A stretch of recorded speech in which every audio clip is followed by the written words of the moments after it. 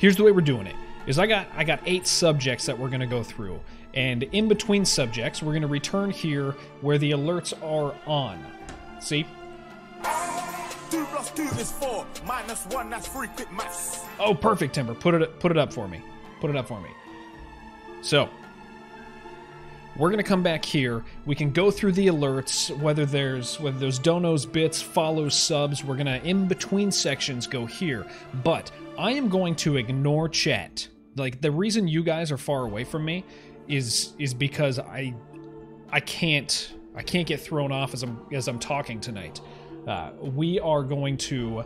I basically pulled a bunch of pictures that kind of take us down a pathway of conversation, and then in between, when we go to this scene, we're going to be able to discuss anything that's associated with it. Because, for instance, when we get to the Age of Fire, we cannot... perfect. Awesome, Timber. I will grab it momentarily. Once we get started, I'll probably grab it, like, at a point. So, when we come back here... we can discuss those things. A perfect example would be we don't talk about the serpents. We don't talk about the serpents in this thing. I didn't pull anything on the serpents. Are they important? Absolutely. But we cannot go chasing every little rabbit hole. Otherwise, this thing is going to be stupid long. And it's already kind of long. So, with that in mind, you'll see me push it down a thought process. For anybody who's just joining us, Here's what we did while we were in game. We fought over subjects having to do with item descriptions, pulling all these things out. As I started this process the other night, I realized we cannot do that during these descriptive streams, because when we do, it gets insane. Like, it gets really long and we sidetrack all over the place. So what I'm going to do is, this is a summary of the stuff we discovered from in-game. And that's why we're going to come back to this scene afterwards, where alerts are on and I can read chat, probably move it over to the other screen when we're here.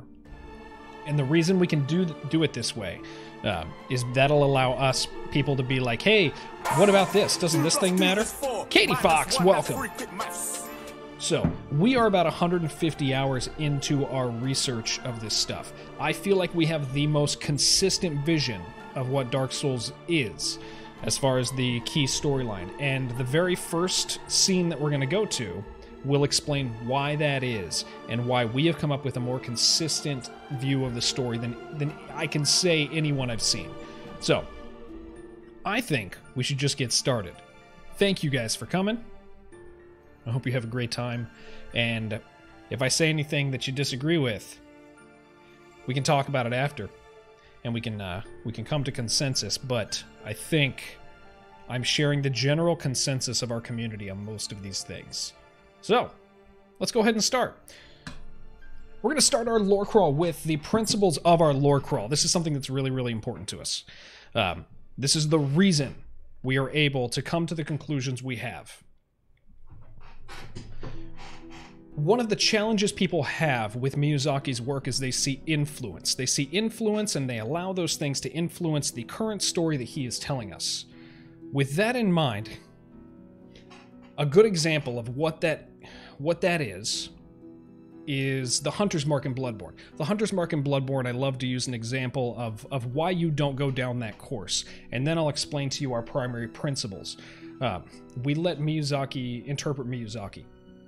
The Hunter's Mark in Bloodborne looks like something from Berserk. So much like something from Berserk that when you see it, you go, yeah, that's from Berserk. But it shares no actual story elements with it. And one of the things that Miyazaki seems to do is... Sorry, the dogs. One of the things that Miyazaki seems to do is what I did as a child. When I was a kid, I wrote a story about... I don't even remember who the hero was, but I remember the villain. The villain was always chasing this guy. That was my hero. And the villain was big and round and drove around in robots and had a huge mustache. He was a carbon copy of Dr. Robotnik. But he was not Dr. Robotnik. And given that's from a child's perspective and I didn't expound upon it, like, I was heavily influenced by something I thought was really cool. Miyazaki does the same thing because he loves stories and he loves fantasy. So, as we look at these things, we're going to see that he has a love for various Japanese animes. But The story elements do not cross over, and we have no reason to do that. You're going to see that he's heavily influenced by various historical civilizations, myths. You're going to see stuff that is influenced by Greek and Roman culture and Babylonian culture. But the stuff doesn't carry over. We assume it carries over. He takes characters and he makes them original. And so, with that in mind, I share with you guys our lore principles. Exegesis, not eisegesis. We talk about this all the time. A lot of the guys in this community are studied guys who studied various historic and religious works. This is a principle that's extremely important, and this is why we manage to find things that other people don't as we do these lore crawls. When you exegete something, you are allowing it to explain itself. You don't necessarily have to go by the first time it says something, but you take it by the whole work and you let it interpret itself.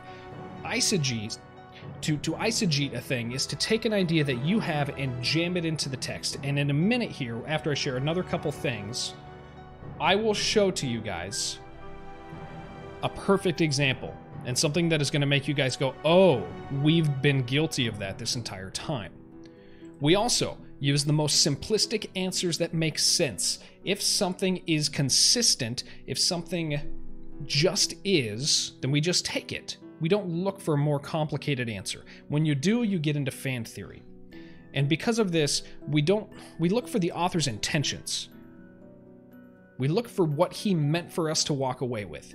Miyazaki is notorious for holding things very closely and micromanaging every element, visual, level design, character design, and not necessarily allowing his team to know his vision. And that's a big change that he's making in his newer games.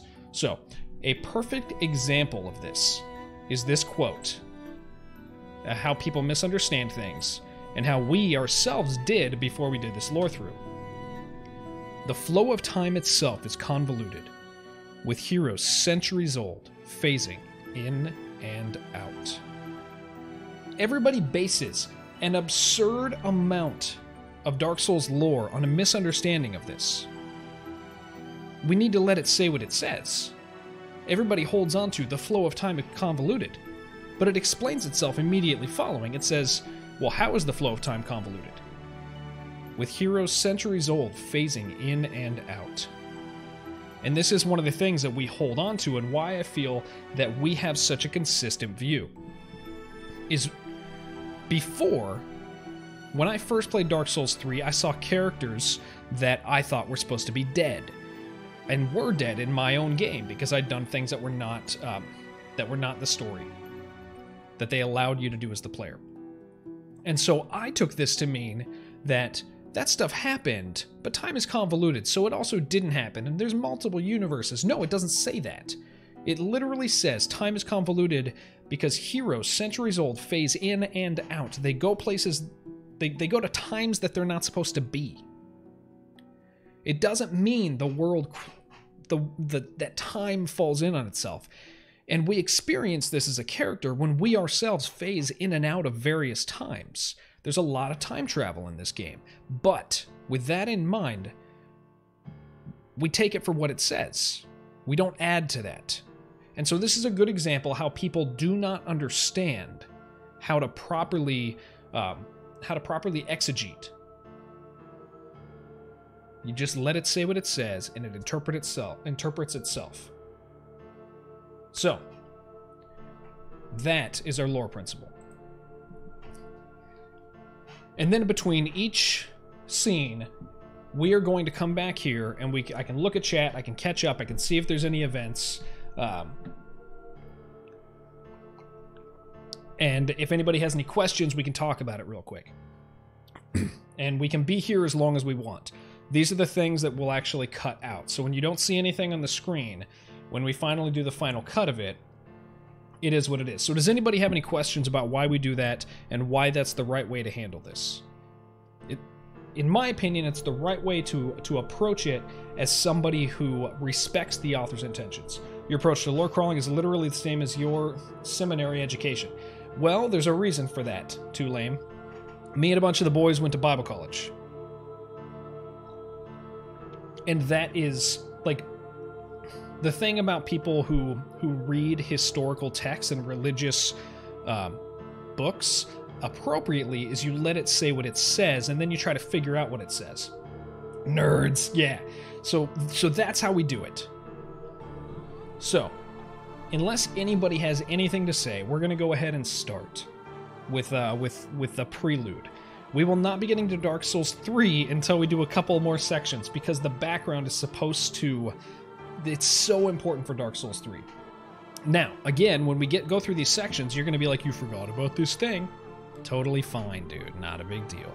Because then we come back here and you say, you forgot about that thing. And I go, no, I didn't. I just wanted to talk about it here because it's a sidetrack and it would lose us. So, I'm going to take one more big swig of coffee. I'm going to take one drink of beer. And at some point, my dogs will freak out. My wife will be home. It will ruin a video. And that's totally fine because this is on Twitch.